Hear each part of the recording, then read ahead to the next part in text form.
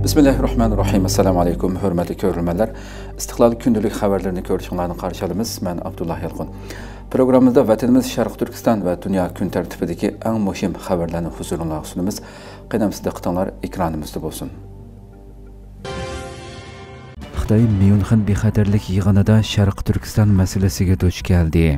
Xitay Tashqi ishlar ministri Wang Yi Germaniyaning Myunxen shahrida ochilgan bexatarlik yig'inida Sharq Turkistondagi irqiy qirg'inchilik jinoyatiga aloqador savolga duch keldi. Germaniya taratqullarining aloqador xabarida ma'lum bo'lishicha, Xitoy Tashqi ishlar ministri Wang Yi 18 fevral Germaniyaning Myunxen shahrida ochilgan dunyo bexatarlik yig'ini Xitoy masalalari maxsus sahnasida Sharq Turkistondagi irqiy qirg'inchilik jinoyati haqidagi savolga duch kelgan. Riyosatchi Wang Yidan Tayvan masalasi Sharq Turkistondagi irqiy qirg'inchilik jinoyati jumladan majburiy emgakka aloqador savollarni so'ragan bo'lib, Wang Yi hiylagarlik bilan riyosatchining savolini qattiq hayron qolgan qiyofatda anglagan. U Sharq Turkistonda ijro qilayotgan irqiy qirg'inchilik jinoyatini butunlay inkor qilgan holda, Xinjiangda avtonom rayon qurilgandan buyon Uyg'ur nufusi aslidagi 3 milliondan ko'payib, hozirgi 12 millionga yetdi. Xinjiangdagi har millat xalqining o'rtacha umri aslidagi 30 yoshdan 75 yoshdan yuqoriga yuksalgan yashash sharoitiga erishdi. Bu kishilik huquqni qo'g'dashning eng yaxshi ulgisi emasmi? Barliq millatlarning diniy e'tiqodiy erkinligi yaxshi qo'g'dalmoqda. Musulmonlar yetarlik diniy so'rovlardan bahramand bo'lmoqda. Hukumat yana masjidlarni remont qilish va asrash ishlarini mablag' bilan ta'minlaydi. Hukumat hujjatlari va do'kon nomlarining hammasi qo'sh tilda yozilgan bo'lib, Uyg'urlarni o'z ichiga olgan har qaysi asonliq millatlarning tili va madaniyati qo'g'daldi deb bildirildi. Wang Yi javobining oxirida yana Xitoyning tez taraqqiy qilganini ko'rgan qisman davlatlar Xitoyni cheklash maqsadida Xinjiang haqida yolg'on to'qib, Xinjiangni qalaymaqonlashtirish va bu orqali Xitoyning taraqqiyoti va gullanishining oldini olishga urindi. Ming anglagandan bir ko'rgan a'lo. Ko'pchilikning Xinjiangga berib, amaliy ahvolni ko'rib beqishini talab qilaman deb chalvoqidi. Xalqarалық kishilik huquq tadqiqot organlari va aloqador mutaxassislar Xitoyning Sharq Turkistonda necha million Uyg'ur va boshqa turkiy xalqlarni jazo lageri va turmalarga so'lab qiyin qistoqqa olganligi, tutqunlarni Sharq Turkiston va Xitoy o'lkalarida majburiy emgakka solganligi, Sharq Turkiston xalqining e'tiqodini, madaniyatini, til-yezigini, an'analarini uzil-kesil cheklaganligi haqida dokumentlarni e'lon qilib kelmoqda. Bulardan sirt ijtimoiy taratqularda tarqalayotgan cheklik uchurlar Xitoyning Sharq Turkistondagi hamma sohaga chetilgan irqiy qirg'inchilik jinoyatini fosh qilmoqda.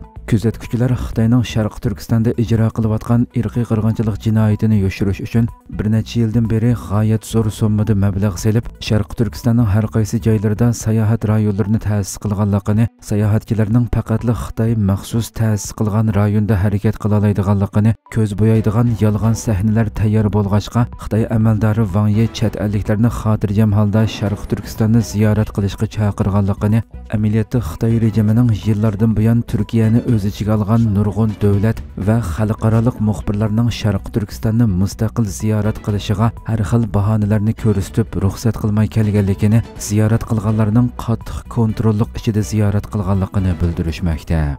We try to film one of them.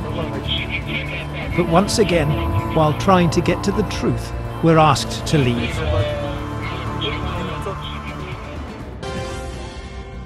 İstanbulda Xitoyning 6 josusi qo'lga olindi. Xitoy istixborot organlarini Uyg'urlar haqidagi uchurlar bilan ta'minlagan 6 kishi İstanbulda qo'lga olindi. Turkiya xalqaro xabarlar to'rining bugungi xabarida bildirilishicha, Sharq Turkiston tashkilotlari haqida uchur to'plab Xitoy istixborot xodimlariga yo'llagan 6 kishi bir vaqtda İstanbulda qo'lga olindi. İstanbul Bosh taftish mahkamasi terrorlik va tashkillik jinoyatchilarni tekshirish idorasi ijro qilgan tutqun qilish harakatida Turkiya istixborot tashkiloti MIT ta'minlagan uchurlarga asosan mazkur 7 kishining Xitoy istixborot xodimlari bilan ko'rishganligi hamda Turkiyada yashayotgan Sharq Turkistonliklar, Turkiyada faoliyat qilayotgan Sharq Turkiston jamiyatlari va tashkilotlari haqida uchur to'plaganligi aniqlangan.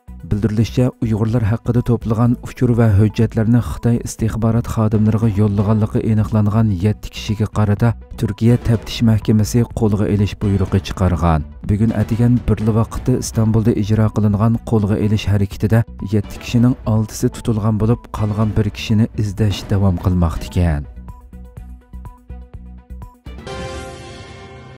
chet el şirketlerining Xitoyga bevosita solgan mablag'i 30 yildan buyongi eng to'van chekka tushib qolganligi bildirildi. Bloomberg xabar agentligining 19 fevraldagi xabariga asoslanganda chet el şirketlerining o'tgan yili Xitoyga solgan bevosita mablag'i 1990-yillarning 5-dan buyongi eng to'van chekka tushib qolgan. Xitoy Tashqi perevod boshqarish idorasi 18 fevral e'lon qilgan sonliq ma'lumotda ko'rsatilishicha, Xitoyning kirim va chiqim masalasiga bevosita mablag' selish mas'uliyati o'tgan yili 33 milliard dollardan oshgan. Bu sonliq ma'lumot Xitoyga solgan chet el mablag'i va mablag' solgan o'rinlarga munosabatlik pul oborotini xotirlaydigan sonliq ma'lumot bo'lib, bu sonliq ma'lumot 2022-yildagiga solishtirganda 82% tuvanlagan. Bu sonliq ma'lumot bo'yicha bo'lganda Xitoyga selingan chet el mablag'i 1993-yildan buyongi eng to'van saviyaga tushib qolgan. Mablag' selish miqdori 1998-yildan buyon tunji qatim 2023-yili 3-faslda tuvanlagan. Xitoy savdo ministrligining ilgirki sonliq ma'lumotlarida ko'rsatilishicha, o'tgan yili chet el shirkatlarining Xitoyga bevosita solgan yangi mablag'i 3 yildan buyongi eng to'van saviyaga tushib qolgan.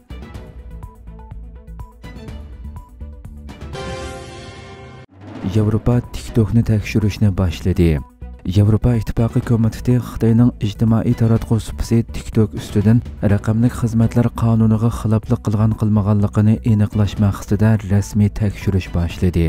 Yevropa Ittifoqi komiteti bayonot e'lon qilib, bolalarni qo'g'dash, oshkora e'lon berish, tadqiqotchilarning ma'lumotga ega bo'lishi, supining xumor qilish loyihasi bilan ziyonli mazmunlarning xatarlariga munosabatlik masalalarda raqamli xizmatlar qonuniga xiloflik qilgan-qilmaganligining tekshirilganligini bildirdi. Bayonotda TikTokning quramiga yetmaganlarning nomuvofiq mazmunlarga erishishining oldini olish uchun qo'llangan yosh tekshirish sistemasini o'z ichiga olgan boshqa tadbirlarning yetarli, muvofiq va unumli ekanligida gumon borligi ko'rsatildi. Bildirilishicha, TikTokning quramiga yetmaganlar uchun yuqori saviyada maxfiyatlikni va bexatarlikni kafolatga ega qilish uchun muvofiq hamda yetarli tadbirlarni yo'lga qo'ymaganligi TikTokning xumor qilish loyihasining shaxsning jismoniy va ruhiy sog'lomligiga radikallashishga ko'rsatadigan salbiy ta'sirlari qatorliq ko'plagan masalalar tekshirildi ekan. Yevropa Ittifoqining bultur avgust oyida ijro qilinishga boshlangan qonuniy raqamli supalarga qattiq belgilamalarni bekitgan edi. Yevropa Ittifoqi qonun belgilamalariga xiloflik qilgan raqamli supalarga dunyo miqyosidagi mablag'ining 6%ga to'g'ri keladigan saviyagacha jarimani qo'ysa bo'ladi ekan. Xiloflik qilmishlar qayta yuz bergan ahvolda supalarning Yevropa Ittifoqida faoliyat qilishi cheklandi ekan.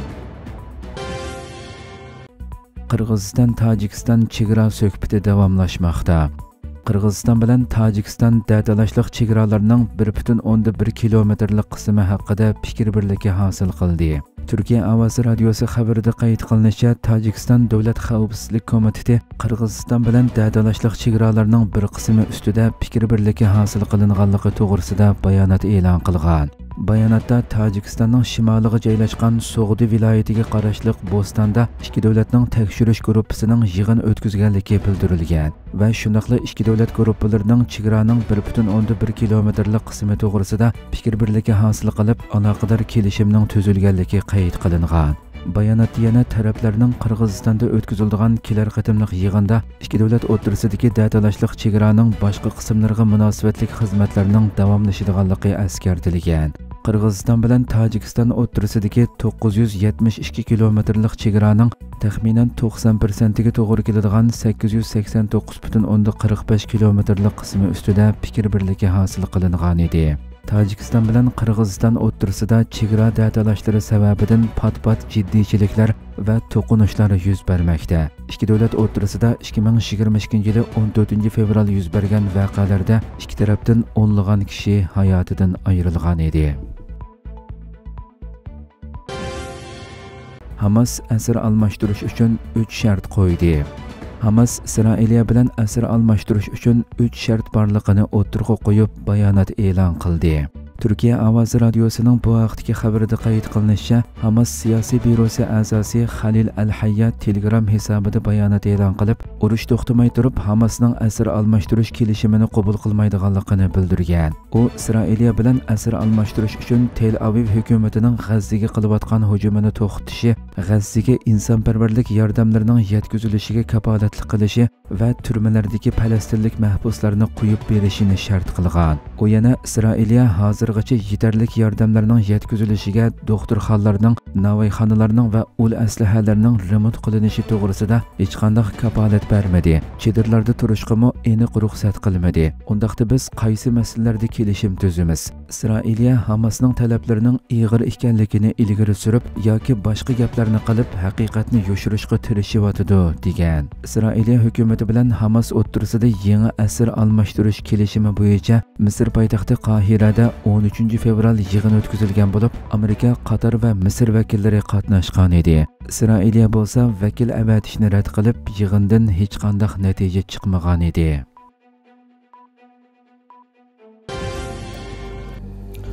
Hurmatli ko'ruvchilarimiz, shuna qilib bugungi xabarlarimiz mushu yerda oxirlashdi. Inshaalloh atiki programmamizni ko'rishgacha omon bo'linglar. Assalomu alaykum va rahmatulloh.